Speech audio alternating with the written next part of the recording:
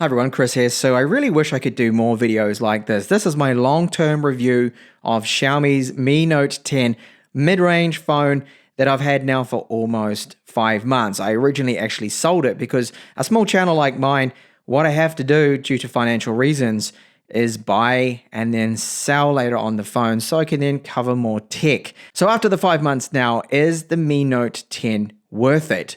Now the build quality of the Mi Note 10 is very good. I don't think it's going to disappoint anyone. It is, for me, at the same exact level as Xiaomi's flagships, the Mi 10 and the Mi 10 Pro that I have also reviewed. Check my channel for reviews of those ones. Excellent finish to it. Now we do have a curvature to the display that some people may find a little bit annoying. Edge detection for accidental touches on that curvature isn't bad, but sometimes it can be a little bit of annoyance if you need to tap something right on the curvature. For example, a game that has a settings menu that you want to go into, you might have to touch it again, and that's just a minor inconvenience there. Now down the bottom here, you will see we've got a Type-C port, but we also have got a 3.5mm headphone jack, something the Mi 10 flagships do not have. So if you need that, this makes this phone ideal. Large battery in this, okay, so 5,260 milliamp hours, but it does charge quickly, just over 1 hour, and that is 30-watt charging. And when you have a look at the top there, we've got an IR transmitter, a secondary mic, and our earpiece, sadly, this doesn't double as a secondary loudspeaker. So we'll demonstrate the unlocking here with our fingerprint reader. Face unlocking is very fast, so just tap it and it unlocks. It's not the quickest I have seen, but for the chipset, I think it's acceptable. The most important thing is the accuracy of these fingerprint readers. It's not as good as the old always-on capacitive rear ones. It's going to work about 8 to 9 times out of 10. And a little tip here, add the same thumb, and if you're going to use another finger, add it twice or even 3 times, and that does help increase that accuracy there for us. So our volume and power buttons on the right-hand side, these are made out of metal, good feel to them, no problems. And I like the metal frame around this one. So I originally had a model that was a darker frame color on it, but I think this white and silver does give it a good look. The overall look of the phone too is so similar to the Huawei P30 Pro that I have here. You can see very similar layout with the buttons, the notch at the top with the front-facing camera. And then if I flip them around, you see the location and then the 3 cameras too with the main module there. Very similar. Again, the curvature to the glass. We've got Gorilla Glass 5 front and back with the Mi Note 10. Now this screen is fine for a mid-range phone. It is Full HD Plus resolution. It is 6.47 inches, Super AMOLED panel, and the maximum brightness is 600 nits, well close to 600 nits. It's actually a little bit under it, but in direct sunlight, as you can see right here, you are able to make out the screen perfectly. No, I have seen better, but normally from flagship phones that cost twice the price of this one with a lot more brighter screens than this. But yes, you can make it out just fine, and that's the main thing there. Touch response is okay. Now, sometimes I have noticed that if you go, for example, into the camera, and then I go over to, say, the ultra-wide, it does sometimes need you to go back and touch it again. And that's just occasionally. I just found the touch response isn't quite good as you'd like sometimes, but it has really improved there. So let's get on to the performance too about this.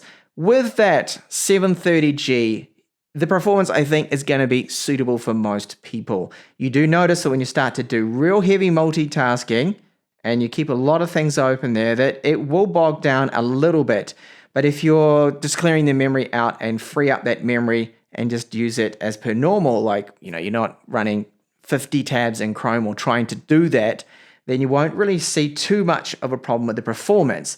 Now and then when you do have a lot of apps in memory, you go over to swap over to them. For example, if I go back to Call of Duty, which was open before, you notice that there is just a little bit of a delay there, and you think, okay, well, it's a mid-range chip. I just want to get out of this. That it's not quite as fast as you'd always hope. So just need to get, there we go, finally. You can see there, that's because it's a demanding game there in the background. So if you demand the absolute smoothest, best performance, then you will notice just now and then it does lag a little bit here and there. Especially when you've taken a lot of photos, you go back into the album, for example, and then it takes a little bit to load in those images.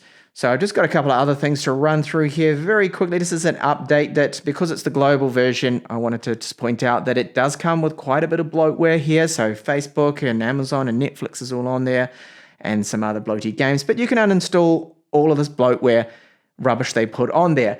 And that will then total to about almost 1.2 gigabytes worth of bloat that they put on this phone. That's a lot. I really think Xiaomi should tone down.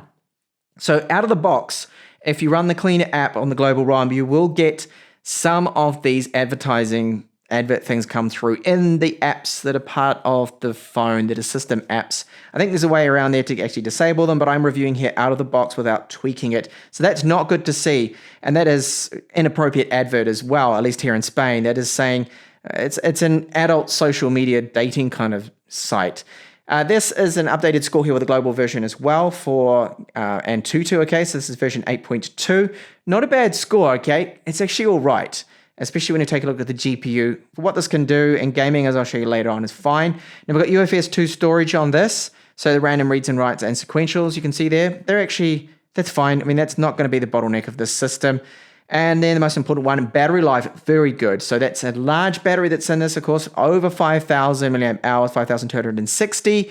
So 14 hours just over with our PC Mark fixed score here, 200 nits of brightness. It's an excellent result. This is actually topping the charts about all the battery tests that I've done with these phones that I've been reviewing. Wireless speeds have improved slightly, I think, but not really the fastest here, as you can see. And if you're wondering what firmware I'm on, there it is. So this is the latest at the time of this video that came through a little while ago there. A big one too, 2.6 gigabytes. Now I wanted to run through just some more photo samples here. I've got a lot more in the full review of this one, but this is before the world sort of fell to bits, so I wanted to show these. So this is the ultra wide here that I think is actually better. And you'll see from my comparison, I've done a Mi 10 versus Mi 10 Pro comparison. These are in fact some samples of it here that I think the Mi Note 10 actually does a better job at times. It's probably because of the higher megapixel count, giving us a lot more detail, especially around the edges. But right here with this Ferrari, that is the ultra wide. We'll go then to the 108 megapixel, so that is the main camera. And then we've got the 2 times, so that's 12 megapixel with face detection autofocus. And then now our 5 times, which does have very good stability as well. And you can see the detail here captured, even though it's 5 megapixels upscaled to 8. You can see that curb rash, so whoever owns this exotic, lovely car here, super expensive car, is a poor driver because they curbed those wheels. Ouch, they must be really annoyed about that. Then we take a look at this historic replica of a Galleon here. There's 108 megapixel camera, and then we go over to our 2 times, a lot of detail there, and 5 times, look at the details captured with the rope. Quality does degrade a little bit, but it's much better than digital zoom here. Now with my cat Vera, I've taken this photo at 108 megapixels, and the Pixel Bin 27 megapixel shot I think is just as good, and I would not be taking 108 megapixels. Pixel Bin all the time is what I'm going to be doing with this one. Now other photos, so portraits, how do the portraits come out? So you can see right here with my daughter that stitching, yeah, it needs a little bit of work, but it depends on the shot, because sometimes the stitching looks good, other times not quite as good, as you can see here. And then my 2-year-old that just does not stop for more than 3 seconds, I managed to get this pretty good shot. And look at the stitching, is actually quite good. When you take a look at where her hand is, it managed to stitch that out and blur the background quite well there. So it can take an excellent photo. And is it as good as the Mi 10? Just looking at these samples here that I'm showing you as well, I really do think it is. So make sure you check that comparison, because you will see that there's not much in it. And okay, let's take a look at selfies. So I think here, selfies as well come out better than their flagship. 32 megapixel camera on this one, so higher megapixel count.